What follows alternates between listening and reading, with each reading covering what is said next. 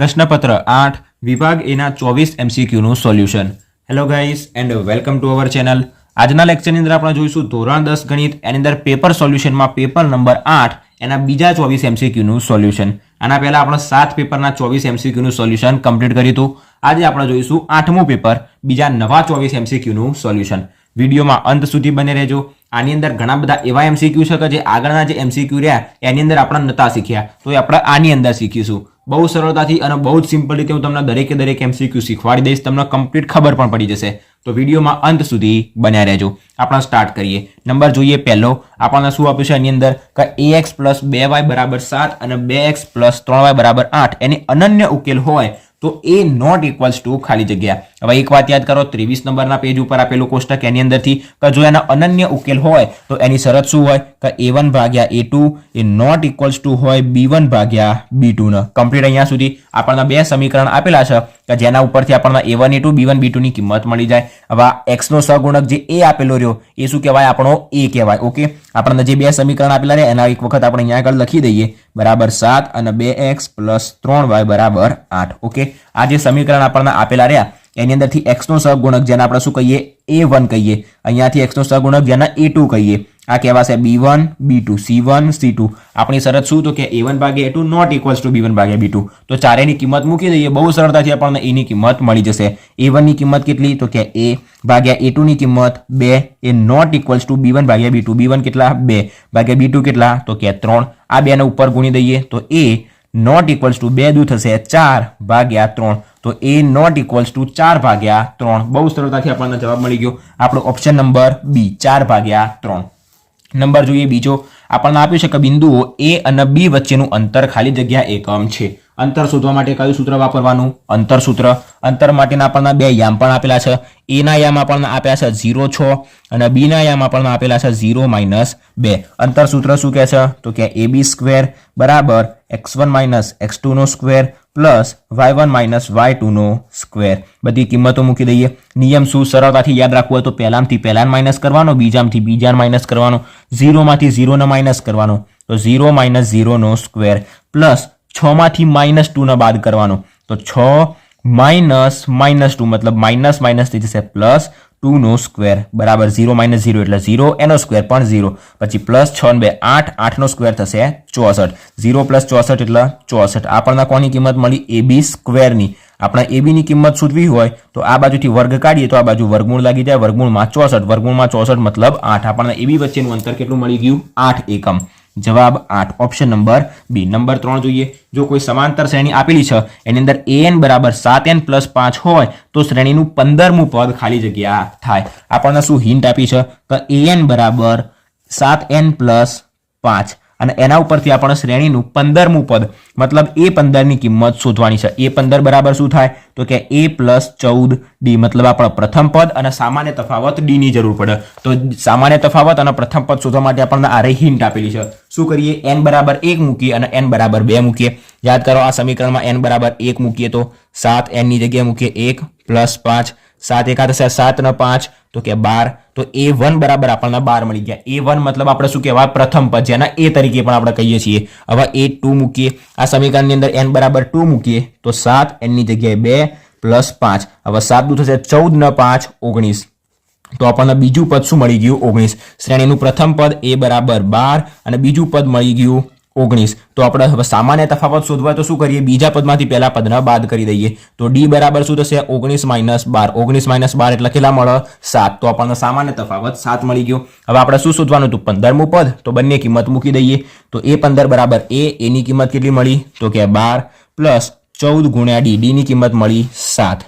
Okay, તો હવે 14 ગુણ્યા 7 અહીંયા 12 પ્લસ 7 ચોક થશે 28 મતલબ મળશે આપણને 98 બરાબર 98 2 100 અને 10 110. આપણને a15 ની કિંમત મળી ગઈ 15મું પદ 110. ઓકે, 15મું પદ શોધવા માટે આપણને a અને d ની કિંમતની જરૂર પડે, જે આપેલી નથી. પણ એ શોધવા માટે આપણને આ હિન્ટ આપી હતી કે an બરાબર 7n + 5. જ્યાં n ની જગ્યાએ 1 મૂક્યો તો આપણને પ્રથમ પદ મળ્યું, 2 મૂક્યા તો બીજું પદ મળ્યું, બીજા પદમાંથી પ્રથમ પદને બાદ કરીએ તો આપણને સામાન્ય તફાવત d મળ્યો. શું જવાબ મળ્યો આપણને? 110. આપણો ઓપ્શન નંબર બી. નંબર જોઈએ ચોથો. જો 4x² - x કૌંસમાં a + 1 - 1 = 0 ના બંને બીજ એકબીજાને વિરોધી હોય તો એ બરાબર ખાલી જગ્યા થાય. આના હાલ ભૂલી જાઓ. આપણને શું કીધું છે? એના બીજ બંને વિરોધી હોય. વિરોધી હોય મતલબ શું? જો પહેલું બીજ -2 હોય તો બીજું બીજ +2 હોય. પહેલું બીજ 8 હોય તો બીજું બીજ -8 હોય. પહેલું બીજ -18 હોય તો બીજું બીજ +18 હોય. +18 -18 +8 -8 +2 -2 એ શું કહેવાય? બીજ વિરોધી કહેવાય. બીજ વિરોધી હોય મતલબ આ પહેલા બીજને આપણે આલ્ફા કહીએ, બીજા બીજને આપણે શું કહીએ? બીટા કહીએ. તો આલ્ફા અને બીટાની કિંમત કેવી હોય સરખી, પણ ચિહ્ન અલગ અલગ હોય. મતલબ આલ્ફા બરાબર -બીટા હોય. ઓકે, જે બે બીજના આપણને નામ શું આપીએ? તો બે બીજનો સરવાળો મતલબ આપણે આલ્ફા પ્લસ બીટા કરીએ. બે બીજનો ગુણાકાર મતલબ આલ્ફા ઇન્ટુ બીટા કરીએ. જે આલ્ફા અને બીટા શું હોય? એ બે બીજની કિંમતો હોય, એને આપણે આલ્ફા અને બીટા તરીકે દર્શાવીએ. તો બીજ પરસ્પર વિરોધી હોય એનો મતલબ શું? કે આલ્ફા બરાબર -બીટા હોય. જો આલ્ફા બરાબર -બીટા હોય તો આલ્ફા -બીટાને ડાબી બાજુ લાવીએ તો પ્લસ બીટા બરાબર શું હોય? 0 હોય. તો આલ્ફા પ્લસ બીટા બરાબર 0 એ કોની શરત છે? જ્યારે બીજ વિરોધી હોય એની. અથવા તો આલ્ફા બરાબર -બીટા. આ બંનેમાંથી કોઈ પણ એક શરતનો આપણે ઉપયોગ કરી શકીએ. બંને એક જ કહેવાય. હવે આપણે રકમ ઉપર પાછા આવીએ કે જો 4x² - x અને a+1 - 1 ના બીજ શું હોય? વિરોધી હોય તો એ બરાબર ખાલી જગ્યા. હવે કહેવા શું માંગે છે એ સમજીએ. પહેલા તો આપણને શું સમીકરણ આપ્યું છે એને આપણે લખી દઈએ 4x² - x અને a+1 - 1 બરાબર 0. હવે યાદ કરો, આના બીજ વિરોધી હોય ત્યારે આપણને એ ની કિંમત શોધવાની કીધી. હવે બીજ વિરોધી હોય તો શરત કઈ શોધી? હાલત આપણે આલ્ફા પ્લસ બીટા બરાબર 0. મતલબ બે જે બીજ હોય એના શૂન્યનો સરવાળો કેટલો હોય? 0 હોય. હવે અહીંયા આપણને શૂન્ય તો આપેલા નથી, પણ શૂન્યનો સરવાળો જેનું સૂત્ર આપણને ખબર છે, શૂન્યનો સરવાળો મતલબ -b/a. આપણે આલ્ફા પ્લસ બીટાનું સૂત્ર લખીએ છીએ કે આલ્ફા પ્લસ બીટા બરાબર -b/a. તો આલ્ફા પ્લસ બીટાની જગ્યાએ આપણે -b/a મૂકી શકીએ. એની નીચે -b/a કે જેનું મૂલ્ય કેટલું હોય? 0 હોય. હવે આ સમીકરણ ઉપરથી b અને a ની કિંમત લખીએ તો x નો સહગુણક જેને આપણે શું કહીએ છીએ? b કહીએ છીએ. ચિહ્ન સાથે લઈશું. ઓકે, માઇનસ ચિહ્ન સાથે. તો b ની કિંમત -m અને b ની કિંમત કેટલી? -a+b. તો -a+1 નીચે પ્રથમ પદ a, આ પ્રથમ પદ એ નહીં, સોરી, -b/a, જ્યાં a શું કહેવાય? x² નો સહગુણક. x² નો સહગુણક કેટલા? 4. એના બરાબર 0. તો આ માઇનસ અંદર ગુણી દઈએ તો આ માઇનસ થઈ જશે +a, પછી માઇનસ પ્લસ થશે -1, 4 ગુણ્યા 0, 4 ને અહીંયા ગુણી દઈએ તો શું થઈ જશે? 0. તો a -1 જમણી બાજુ જતું રહેશે તો +1. તો a બરાબર આપણને શું મળી જશે? 1 મળી જશે. ભૂલથી પણ આ એના કરતા ના બનાવતા. ઓકે, આ એ શું છે? તો કે x² નો સહગુણક. તો અહીંયાથી આપણને a બરાબર મળી ગયો 1. a બરાબર 1 મતલબ આપણો option number B. Okay, number 4 માં આપણને શું મળે? Option number B. એક મિનિટ, અહીંયા આગળ જવાબમાં ભૂલ થઈ છે, અહીંયા આગળ રકમમાં. ઓકે, ખબર પડી ગઈ. અહીંયા આગળ શું આપ્યું છે? અહીંયાથી પૂછી દો. આપણને શું કીધું છે? -b/a. તો -m/m. હવે b ની કિંમત શું આપણી પાસે? b ની કિંમત છે માઇનસ અને a+b. તો હવે કિંમત મૂકીએ b ની કિંમત. આ માઇનસ આખા મોટા કૌંસમાં a+b. ઓકે, આટલા સુધી યાદ રાખજો. a+1, sorry, a+1. આ જે a+1 રહ્યો એ આખા કૌંસની બહાર આવશે. મતલબ માઇનસ અને a+1 આવશે. આપણે અહીંયા આગળ શું મૂક્યું હતું? -a+1 મૂક્યું હતું. આવું આવશે નહીં, આખા કૌંસની બહાર માઇનસ આવશે. ઓકે, અને ભાગ્યા આપણી પાસે a ની કિંમત કેટલી? તો કે 4. એના બરાબર 0. હવે આ માઇનસ શું થઈ જશે? પ્લસ થઈ જશે. અને a+1 તો a+1 ભાગ્યા 4 બરાબર 0. તો 4 0 સાથે ગુણાશે તો 0. તો a+1 બરાબર 0. તો a બરાબર +1 જમણી બાજુ જાય તો -1. ઓકે, તો આનો જવાબ -1 આવશે. ઓકે, અહીંયા આગળ ભૂલ થઈ હતી. આપણે શું કર્યું હતું? -a+1 લીધું હતું, પણ -a+1 ના આવે. માઇનસ કૌંસની બહાર અને આખા કૌંસમાં a+1. માઇનસ ચિહ્ન જે રહ્યું એ આખા કૌંસનું હતું, a અને 1 બંનેનું હતું. આપણે ખાલી a ના ઉપર લગાવી દીધું હતું. ઓકે, તો આનો b ની કિંમત શું આવે? માઇનસ અને a+1. તો આપણને a ની કિંમત શું મળી ગઈ? -1. ભૂલ થઈ ગઈ ત્યાં અહીંયા સુધારી દેજો. જવાબ શું આવશે? b નહીં આવે, ઓપ્શન નંબર c આપણો આવશે જવાબ. ઓકે, નંબર જોઈએ 5. cos a બરાબર 4/5. તો tan a બરાબર ખાલી જગ્યા.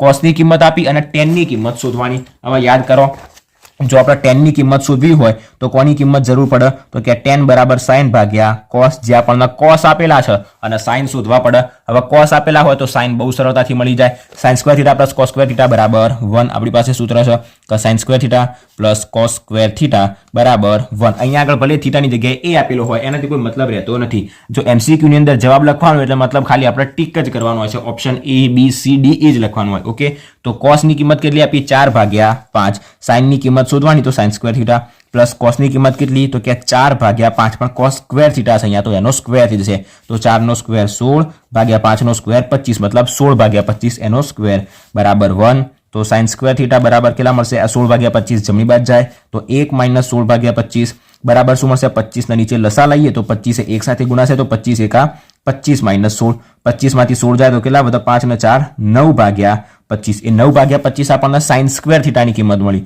તો sin થીટા બરાબર શું થાય વર્ગમૂળમાં 9/25 વર્ગમૂળમાં 9/25 મતલબ 9 નું વર્ગમૂળ 3 25 નું વર્ગમૂળ 5 તો 3/5 આપણને કોની કિંમત મળી sin થીટાની આપણે શોધવાની કોની છે તો કે tan થીટાની tan બરાબર શું થાય તો કે sin ભાગ્યા cos sin કેટલા મળ્યા તો કે 3/5 cos કેટલા આપણને આપેલા હતા ડાયરેક્ટલી cos આપેલા હતા 4/5 તો નીચે મૂકીએ 4/5 બંનેના છેદમાં 5 5 સમાન કટ થઈ જશે ઉપર વધશે 3 નીચે વધશે 4 3/4 આપણને tan થીટાની મતલબ tan a ની કિંમત મળી ગઈ 3/4 આપણો ઓપ્શન નંબર અહીંયાથી આવશે બી ઓકે 5 પૂરા હવે નંબર જોઈએ 6 છઠ્ઠા નંબરમાં આપણને આપ્યું છે કે મધ્યક x બાર બરાબર a plus h sigma fi ui ભાગ્યા સિગ્મા fi મતલબ ui વાળી રીત શું નામ હોય એનું પદ વિચલનની રીત એ સૂત્રમાં વર્ગીકૃત આવૃત્તિ વિતરણનો મધ્યક શોધવા માટે ui બરાબર ખાલી જગ્યા તો ui નું સૂત્ર શું આપણી પાસે xi માઇનસ a ભાગ્યા h ઓપ્શન નંબર સી અને એવી રીતના જો ધારી લીધેલા મધ્યકની રીતનું સૂત્ર લખ અથવા તો ધારી લીધેલું મધ્યક કે અને એની અંદર di બરાબર પૂછે તો di બરાબર શું થાય xi માઇનસ a અને ui બરાબર xi માઇનસ a ભાગ્યા h નંબર જોઈએ 7 આપણને શું આપ્યું છે કે ગુસા 132 187 બરાબર 5x પ્લસ 1 હોય તો x ની કિંમત શોધવાની છે આના સમજીએ આપણને ગુસા કેટલો આપ્યો છે ગુસા અહીંયા આગળ આપણને આપી દીધેલો છે કે 5x પ્લસ 1 હોય તો x ની કિંમત શોધવાની છે અને બે આપણને કયા સમીકરણ સોરી બે આપણને કયા સંખ્યા આપી છે 132 અને 187 તો સૌપ્રથમ તો આપણે આપણી રીતથી આનો શું કરીએ ગુસા શોધીએ 132 ના ભાગ પાડીએ તો 2 વડે ભાગ ચાલશે પહેલા તો 132 ના 2 વડે ભાગ પાડીએ તો પહેલા પડશે 2 પછી 2 વડે ભાગ પાડીશું તો આપણને શું મળશે 132 ભાગ્યા 2 એટલે મળશે 50 50 ને 16 દુ 32 તો કેટલા મળશે 50 ને 16 66 તો અહીંયા આગળ આપણને મળશે 66 66 ના 2 ભાગ પાડીએ તો 33 દુ મળશે 66 11 તરી થશે 33 અને 11 એમ ના એમ તો 2 ગુણ્યા 2 ગુણ્યા 3 ગુણ્યા 11 132 ના ભાગ પડ્યા 2 ગુણ્યા 2 ગુણ્યા 3 ગુણ્યા 11 મતલબ 2 નો સ્ક્વેર ગુણ્યા 3 ગુણ્યા 11 એ કોના ભાગ પડ્યા 132 ના હવે ભાગ પાડીએ 187 ના 187 ના ભાગ પાડીએ 187 આને 2 વડે તો ભગાશે નહીં 3 વડે ટ્રાય કરીએ 7 ને 1 8 ને 8 16 એને પણ 3 વડે ભગાશે નહીં કારણ કે 16 ને 3 વડે ના ભગાય તો આને પણ 3 વડે ના ભાગી શકાય એના પછી આપણે ટ્રાય કરીએ 5 વડે બી નહીં ભગાય 7 વડે ભાગવાનો ટ્રાય કરીએ 187 ભાગ્યા 7 7 દુ 14 કેટલા વધશે 4 અને 7 અહીંયા 4 ને 7 7 ના ઘડિયામાં 47 આવે નહીં તો 7 વડે પણ ના ભગાય હવે નવી અવિભાજ્ય સંખ્યા કઈ આવશે તો કે 11 11 વડે ભાગવાનો ટ્રાય કરીએ 187 ભાગ્યા 11 11 એકા થશે 11 અહીંયાથી 18 માંથી 11 જાય તો વધશે 7 આ 7 ના નીચે લાવીએ તો 11 સીધા થશે 77 ઓકે બરોબર 0 0 11 વડે વિભાજ્ય છે મતલબ આના બે ભાગ આ જ મળશે 11 અને 17 17 ના પણ બીજી કોઈ સંખ્યા વડે ભાગી શકાય નહીં તો 11 ગુણ્યા 17 એ કોના ભાગ મળ્યા 187 ના હવે આ બંનેનો ગુસા કેટલો થાય આપણી રીતે વિચારીએ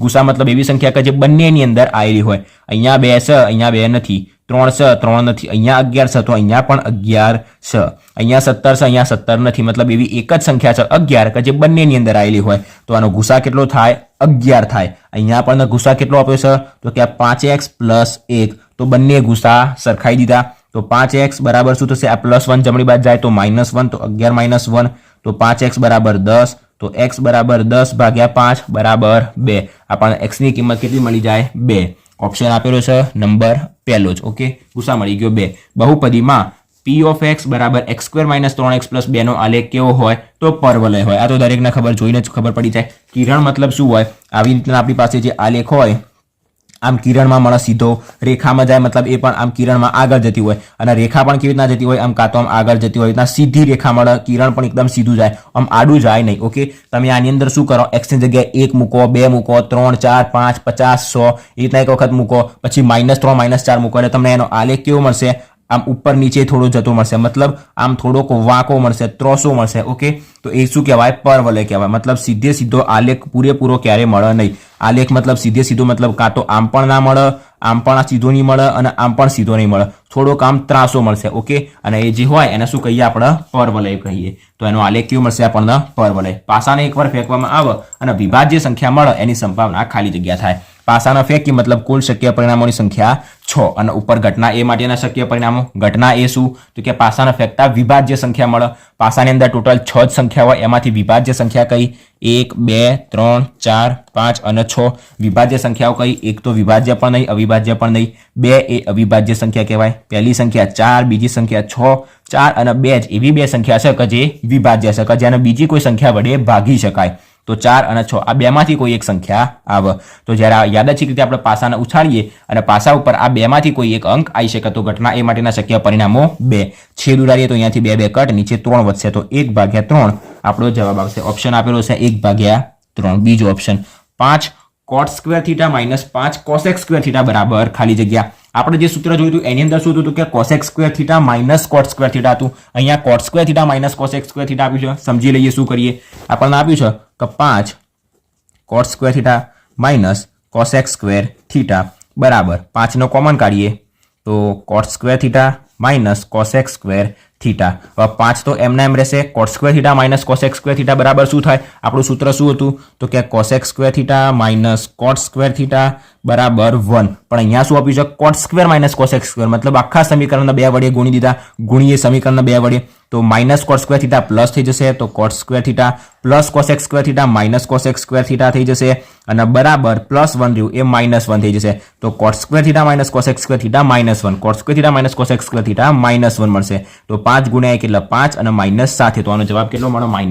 -5. ઓકે, સૂત્ર ધ્યાનથી જોવાનું. Directly 5 cot square theta minus 5 cosec square theta 5 common કાઢ્યા અને 1 મૂકી દીધા એટલે 5 જવાબ આવી ગયો, એવું કરવાનું નહીં. ઓકે, નંબર 11 જોઈએ. જો કોઈ વર્તુળની બે ત્રિજ્યાઓ વચ્ચેનો ખૂણો 140 અંશનો હોય તો તે બે ત્રિજ્યાઓના અંત્ય બિંદુએ દોરેલા બે સ્પર્શકો વચ્ચેનો ખૂણો ખાલી જગ્યા હોય. કંઈ ખબર ના પડી, ફરી એક વખત વાંચીએ. શું કીધું છે? જો કોઈ વર્તુળની બે ત્રિજ્યા, પહેલા તો આ વર્તુળ દોરી દઈએ.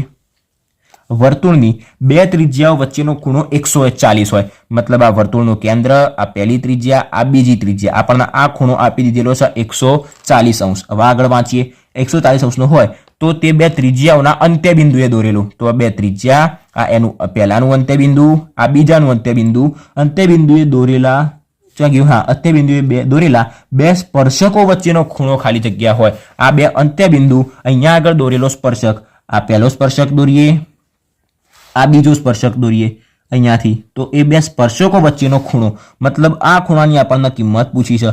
આ રહ્યો 140 હોય તો યાદ કરો વર્તુળ ચેપ્ટરની અંદર આપણે જોયું હતું કે જ્યારે બે સ્પર્શક વર્તુળના કોઈ બિંદુએ છેદ, આના આપણે ટી નામ આપ્યું હતું, આના પી ક્યુ નામ આપ્યું હતું. ટીપી ટીક્યુ સ્પર્શક હોય, સામસામેના ખૂણાનો સરવાળો કેટલો થાય? 180 થાય. આ 140 હોય તો 180 માંથી 140 બાદ કરીએ તો આપણી પાસે 40 વધે, તો આ ખૂણો કેટલો થાય? 40 અંશનો થાય. ઓકે, સામસામેનો સરવાળો 180, તો 40 આપણો ઓપ્શન નંબર આવશે બીજો. ઓકે, નંબર જોઈએ 12. પ્રચલિત સંકેતમાં z - m બરાબર ખાલી જગ્યા m - x બાર. ઘણા લોકો જોયા વગર કાં તો 3 કરશે કાં તો 2 કરશે, એને સમજવું પડે. ઓકે, તો જોઈએ. આપણી પાસે સૂત્ર શું? z બરાબર 3m - 2x બાર. ડાબી બાજુ કઈ છે આપણી પાસે? z - m. તો ડાબી બાજુએ z છે, -m આપણે લાવી દઈએ. તો આ બાજુથી જો આપણે -m કરીએ તો જમણી બાજુથી પણ -m કરી દઈશું. તો 3m - 2x બાર. આ બાજુથી -m કર્યો તો આ બાજુથી પણ -m કર્યો. તો z - m બરાબર 3m - m એટલે 2m અને -2x બાર. તો z - m બરાબર અહીંયાથી 2 કોમન, તો m - x બાર. તો વચ્ચે કેટલો મળે જવાબ? 2. તો z - m બરાબર 2 m - x બાર, 2 અને m - x બાર. કેટલો જવાબ? 2. તો આપણો ઓપ્શન નંબર આવશે પહેલો. નંબર જોઈએ 13. લસા 10 20 30 બરાબર 6000 થાય. જોઈ લઈએ. 10 20 અને 30 નો લસા શોધવાનો. તો સૌપ્રથમ અવયવો પાડવાના.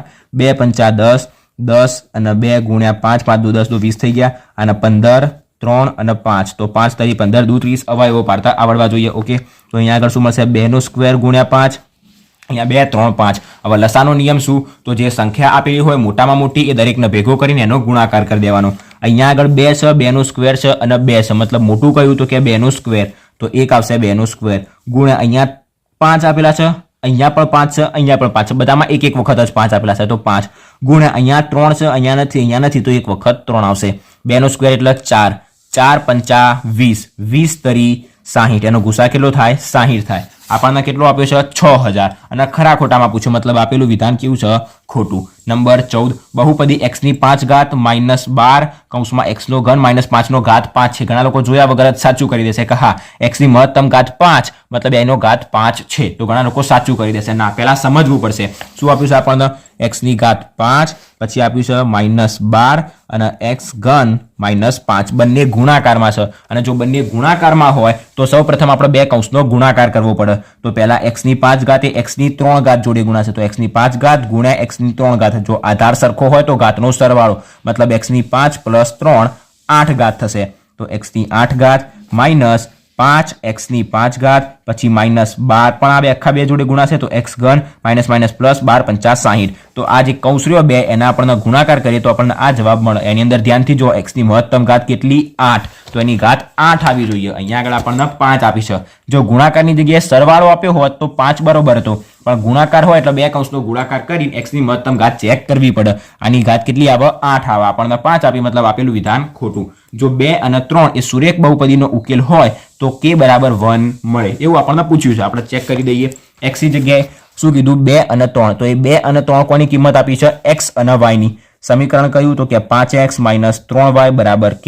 હવે x અને y ની કિંમત કેટલી આપી 2 અને 3 તો x ની જગ્યાએ 2 અને y ની જગ્યાએ 3 મૂકીએ તો જોઈ લઈએ k = 1 મળી જાય તો આપેલું વિધાન સાચું નહીંતર ખોટું. x ની જગ્યાએ 2 મૂકીએ -3 y ની જગ્યાએ 3 મૂકીએ બરાબર આપણને જમણી બાજુ k આપેલું છે તો k 5 દુ થશે 10 -3 તરી 9 બરાબર k. 10 માંથી 9 જાય તો 1 બરાબર k મતલબ k = 1. આપેલું વિધાન સાચું છે. આપણને k ની કિંમત 1 મળી ગઈ. જો p of e = 0.05 હોય તો e નહીંની સંભાવના 0.95 છે બરાબર. એક વખત ચેક કરી જોઈએ. p of e ની સંભાવના આપી છે e નહીંની સંભાવના 0.95 બંનેનો સરવાળો કરીએ અને જો 1 મળી જાય તો આપેલું વિધાન સાચું અને બંનેનો સરવાળો કરતા 1 ના મળે તો આપેલું વિધાન ખોટું. તો p of e ઘટના e ની સંભાવના પ્લસ e નહીંની સંભાવના e બાર બરાબર 1.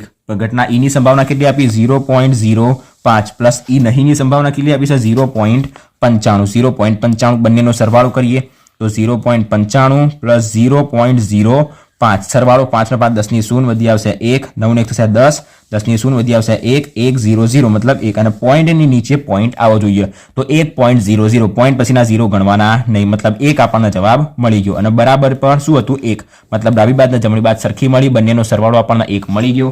આપેલું વિધાન સાચું છે. ઓકે તો સાચું. નંબર 17 જોઈએ. સમાંતર શ્રેણી આપી છે 8 3 -2 -7 નો સામાન્ય તફાવત શોધો. આમાં કોઈ ગણતરી કરવાની જરૂર નહીં. સીધું જ પાછળના પદમાંથી આગળના પદને બાદ કરી દેવાનું. 3 - 8 કેટલા મળી જશે -5 -2 માંથી 3 ને બાદ કરશો તો પણ એ જવાબ મળશે. -7 માંથી -2 ને બાદ કરશો તો પણ એ જ જવાબ મળશે. નંબર 18 જોઈએ. આના ગણવો પડશે. જો TP અને TQ એ O કેન્દ્રવાળા વર્તુળના ખૂણો POQ = 60 બને એવા સ્પર્શકો તો ખૂણો PTQ શોધો. પહેલા તો આકૃતિની સમજીએ શું કહેવા માંગે છે. એક પહેલા તો વર્તુળ દોરી દેવાનું. આવો દાખલો આવે એટલે આ વર્તુળ દોરી દીધું. હવે સમજીએ શું કીધું TP અને TQ એ O કેન્દ્રવાળા વર્તુળના બે સ્પર્શકો છે. તો કેન્દ્ર થઈ ગયું O, TP અને TQ. આના નામ આપીએ T. અહીંયાથી એક સ્પર્શક દોરીએ આ બિંદુ P, આ બીજો સ્પર્શક દોરીએ અહીંયાથી આમ આ બિંદુને ગણી દઈએ આપણે Q. તો TP અને TQ બે શું થઈ ગયા સ્પર્શકો થઈ ગયા. ઓકે એવા કેન્દ્રવાળા O કેન્દ્રવાળા વર્તુળના ખૂણો POQ 60 ખૂણો POQ 60 મતલબ આના અને કેન્દ્રને જોઈન કરવું પડશે. POQ આટલો ખૂણો આપણને કેટલો આપેલો છે 60 આપેલો હોય બને એવા સ્પર્શકો છે તો PTQ શોધો. PTQ શોધો. આ ખૂણાની કિંમત આપણે શોધવાની. બહુ સરળતાથી પહેલા વાત તો એ સમજી લો કે જે ત્રિજ્યા હોય એ અને દોરેલો સ્પર્શક બંનેનો જે ખૂણો હોય એ 90 અંશનો હોય મતલબ કાટખૂણો હોય. આ 90 હોય આ 60 હોય અને આ 60 હોય સોરી આ 90 આ 60 મતલબ ત્રણેયનો સરવાળો જેટલો થાય 360 માંથી એને બાદ કરીએ એટલે આપણને આ ખૂણો મળી જાય. બીજો નિયમ શું કે સામસામેના ખૂણાનો સરવાળો 180 હોય મતલબ આ 60 હોય તો 180 માંથી 60 ને બાદ કરીએ તો કેટલા વધ્યા 120. તો આ ખૂણો કેટલાનો હોય 120 અંશનો હોય. શું નિયમ સામસામેના ખૂણાનો સરવાળો 180 મતલબ આ ખૂણો પ્લસ આ ખૂણો 180. એક ખૂણો 60 છે તો 180 માંથી 60 ને બાદ કરીએ એટલે આપણને શું મળી જાય 120. તો આનો જવાબ શું મળી ગયો 120. લખી દઈએ આનો જવાબ 120. નંબર જોઈએ 19. યાદચ્છિક રીતે પસંદ કરેલા લીપ વર્ષ ન હોય તેવા વર્ષમાં 53 રવિવાર આવે એની સંભાવના શોધો. હવે આવી રીતના રવિવાર સોમવાર એની સંભાવના શોધવા માટે બહુ જ સિમ્પલ અને સરળ તમને નિયમ શીખવાડેલો. શું કરવાનું, જેટલા દિવસો આવતા હોય એ દિવસોના 7 વડે ભાગી દેવાના. દિવસો આવતા હોય મતલબ ટોટલ દિવસો તો 7, રવિ સોમ મંગળ બુધ ગુરુ શુક્ર શનિ, ટોટલ 7 દિવસો તો નીચે કુલ શક્ય પરિણામોની સંખ્યા 7 અને ભાગાકાર કરતા જે શેષ મળે એ આપણો શું હશે, અંશ હશે. હવે આપણને શું કીધું, યાદ છે કે તે પસંદ કરીએ લીપ વર્ષ ન હોય એવું વર્ષ. હવે લીપ વર્ષ ન હોય તો એની અંદર ટોટલ કેટલા દિવસો હોય, 365 દિવસ હોય. જો લીપ વર્ષ હોય તો 366 દિવસ થાય. અહીંયા લીપ વર્ષ નથી તો 365 અને ભાગાકાર કરીએ 7 પંચા થશે 35, અહીંયા વધશે 1 અને 5 તો 7 દુ 14. હવે નીચે શેષ કેટલી વધશે, 15 માંથી 14 જાય તો 1. જે શેષ મળી એ આપણો અંશ, 1 મળી તો ઉપર 1/7. નીચે તો હંમેશા શું આવે, 7 જ આવે, કારણ કે ટોટલ વાર કેટલા હોય, 7 જ હોય, એ બદલાવાના નથી. અને ઘટના એ માટેના શક્ય પરિણામો 1, તો 1/7 આપણને મળશે એની સંભાવના. નંબર 20, નીચે આપેલ માહિતીનો બહુલકીય વર્ગ જણાવો. બહુલકીય વર્ગ મતલબ મહત્તમ આવૃત્તિ વાળો વર્ગ એ બહુલકીય વર્ગ. આવૃત્તિ 7, 15, 13, 17, 10 માંથી મહત્તમ આવૃત્તિ 17, તો 17 વાળો વર્ગ 30 થી 40 એ આપણો શું હોય, બહુલકીય વર્ગ. નંબર જોઈએ 21, આના માટે સૂત્રો તૈયાર કરી દેવાના. 21મા નંબરમાં ગોલકનું ઘનફળ. ગોળાના ઘનફળનું સિમ્પલ સૂત્ર 4/3 પાઈ r ઘન. આપણો ઓપ્શન નંબર પહેલો એ. ઓકે, નંબર જોઈએ બીજો, અર્ધગોલકની વક્ર સપાટીનું ક્ષેત્રફળ. ગોલકની વક્ર સપાટીનું ક્ષેત્રફળ 4 પાઈ r સ્ક્વેર.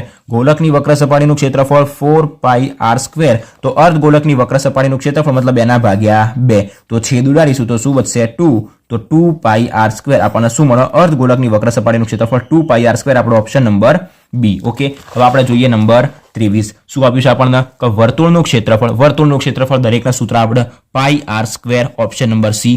લઘુચાપની લંબાઈ. લઘુચાપની લંબાઈનું સૂત્ર પાઈ r થીટા ભાગ્યા 180. Option number A. અહીંયા શું આપ્યું છે, પાઈ r સ્ક્વેર થીટા ભાગ્યા 360 એ લઘુ વૃતાંશના ક્ષેત્રફળનું સૂત્ર છે. ઓકે, તો 24 MCQ અહીંયા આગળ પૂરા થઈ ગયા. આજે આપણે પૂરું કર્યું પેપર નંબર 8. આના પહેલા 7 પેપરના પૂરા કર્યા હતા, આજે 8મું પૂરું થયું. આના પછીના લેક્ચરમાં 9મું પેપર જોઈશું. આજના વિડીયોમાં અહીંયા સુધી. આશા રાખું છું કે તમને 24 થી 24 MCQમાં કમ્પ્લીટ ખબર પડી ગઈ હશે. કોઈ નવો MCQ પણ શીખવા મળ્યો હશે. ઓકે, વિડીયો ગમ્યો હોય તો વિડીયોને લાઇક, શેર, ચેનલને સબસ્ક્રાઇબ જરૂરથી કરી દેજો. Thanks for watching guys.